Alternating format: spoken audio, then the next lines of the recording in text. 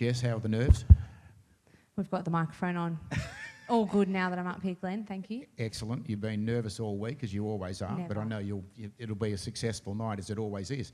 Now, back in 2020, there was a real change in the ethos of sport and the success here at the school. What have been the main changes in the last 5 years?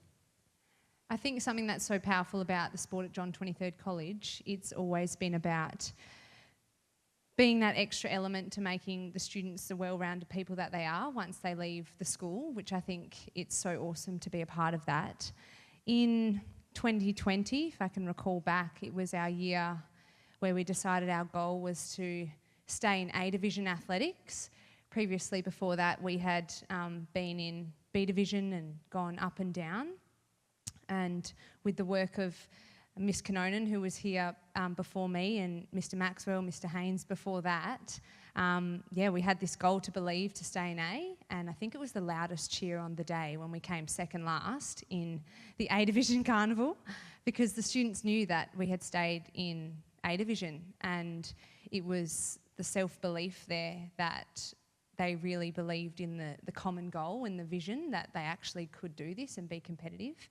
And while sport is not always about winning, I think having that belief to do your absolute best and do your best for the team has just been able to bring out some amazing results in the students, and we're just so proud of them. So it's been amazing to be a part of that. Darren, you come from a team sport background. I mean, how important for the students here, and not just our award winners, but all the students that are coming through in sport, in regard to learning on the sporting field about teamwork, which they can then take through to their working life and beyond?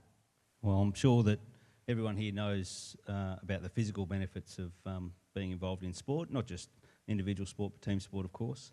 But that social and mental aspect that goes with that is, it probably outweighs the physical side of things in a little way, in that you're learning to get along with people, learning to make the most out of your successes, and again, what can you learn from your failures? Because, as Jess was saying, it's not all about winning. But you do have to enjoy little successes that you can get, and those big wins are great, although they're often can be pretty rare. You hear these stories about young kids winning multiple grand finals at young ages, and then they don't win anything for a long time, or flips the other way. But usually everyone will see some sort of success throughout their life in their sporting careers, whether it be a social thing or whether it be on a more professional level. I do have a couple of little stories I might share. Share some anecdotes, Darren. It's your stage. I loved my sport when I was a kid, of course. I would play anything and everything. But we were just talking about in the office before. I thought, that might be actually quite good to share tonight. Not my finer moments, though. First one was I was in primary school. We were doing a 400-metre race, and I can't remember how old I was, but young. And one of my favourite teachers, Miss Harris, I still remember her, and she said, Darren, you go out and you sit about third, sit behind these two boys who are quite quick, and then when you get up the 100 metres straight, you'll pass them because you're a bit quicker. Okay, so I went and did that, no worries, and won pretty comfortably. The next year, she came straight up to me and she said, you remember last year? You do the same thing. No, idiot here had to go out and try and lead the whole way, smart Alec. And I see this guy passing me up the 100 metres straight and thinking, what is going on? There's no way that bloke runs faster than me. No chance. Could not catch him. I was going backwards, and that was one of my biggest lessons. Don't let your head get too big, which is exactly what happened then. Didn't listen to my own advice too early. It took another go where we were playing in a tennis tournament, Tarrant Rock tennis tournament. We had a pub out at Lake Grace for a few years. And tennis tournament, mixed doubles, my sister, who's a couple of years younger than me, let's play together, we'll play in the Tarrant Rock tennis tournament. No, I'm playing with Renee, she's better than you. Oh, well, that was like red rag to a bull. Guess who beat us in the final? My sister and one of my good mates. And again, that's another sort of knock you down a peg. And my mum always used to say, all brawn and no brain. And they are words I hold true to now. Not so much back then when I was a bit younger and learning. Liam, you're heavily involved in the last few years of students' academic pursuits here, but how important, we talk about ATAR and everyone who is trying to get good marks, whatever they're trying to do towards the future, to actually have sport as a real balance in their life as well, while they're trying to do all their studies?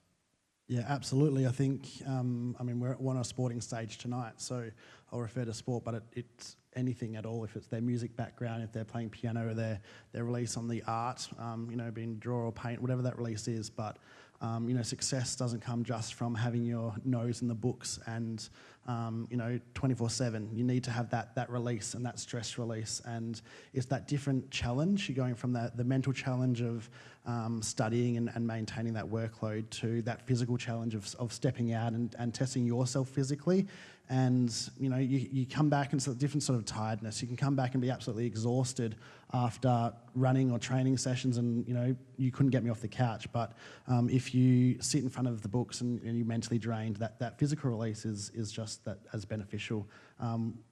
Health classes, we always talk to the students about, the release of endorphins and getting that blood pumping and moving around. And we all know the research that goes on with the positive mental health that comes along with just being out there and moving at any level, whether or not that be at an elite level or just at any level. So, I will always promote physical activity to my students, to the parents, and encourage them to make that part of their weekly program. And Jess, we live in an era now where potentially for the young girls that are here, women's sport has changed tremendously in the last decade or so. There was a time, probably not that long ago, that unless you played tennis or golf as a young girl, you couldn't actually look for a job as a sports person to make an income. That's radically changed in the last decade or so. I'm sitting up here going, what would it have been like if I was a student now, and how many would I have played a different sport or changed the path of what I did when I was back at school?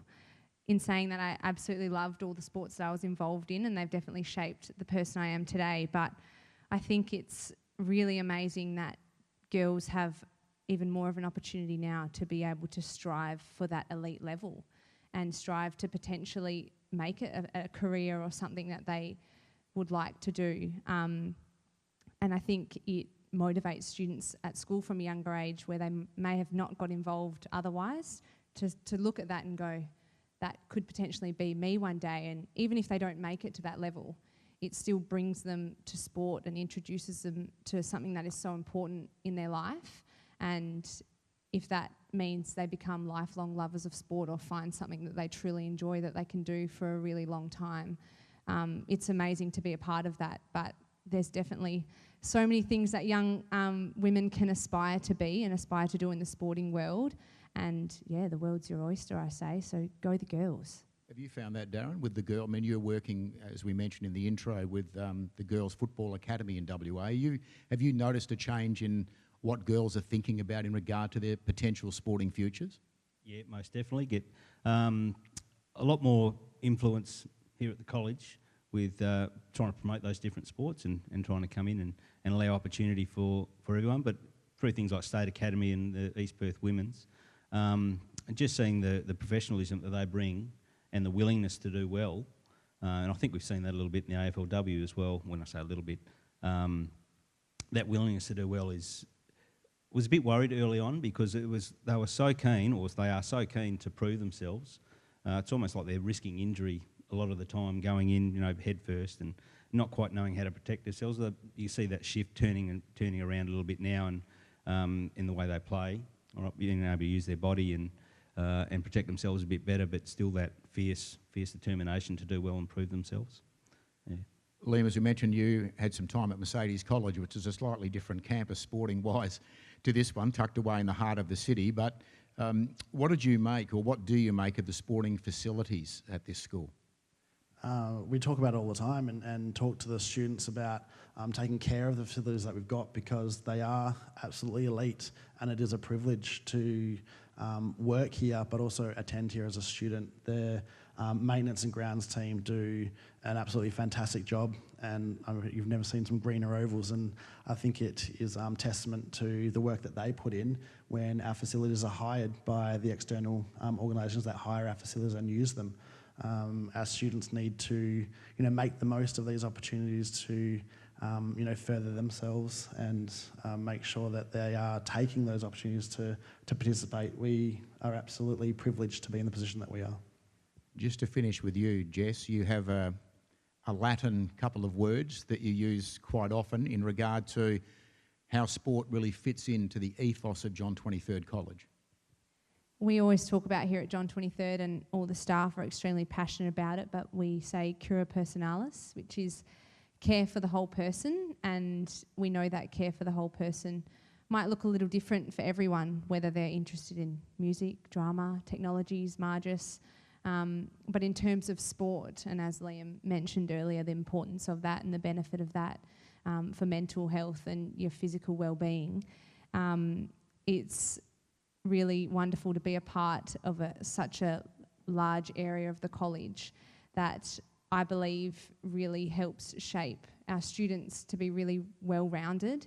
Sport gives them the opportunity to meet so many new people, learn new skills that they might not learn in the classroom, and to be able to give that opportunity to the students is something that I love, and it's why I love this job, and I'm sure Darren and Liam will say the same thing. And our hope for them is that they find something that they love and they leave this school, and I'm sure parents in the room and staff as well want that for their son or daughter as well, to leave the college really well-rounded and the best version of themselves possible.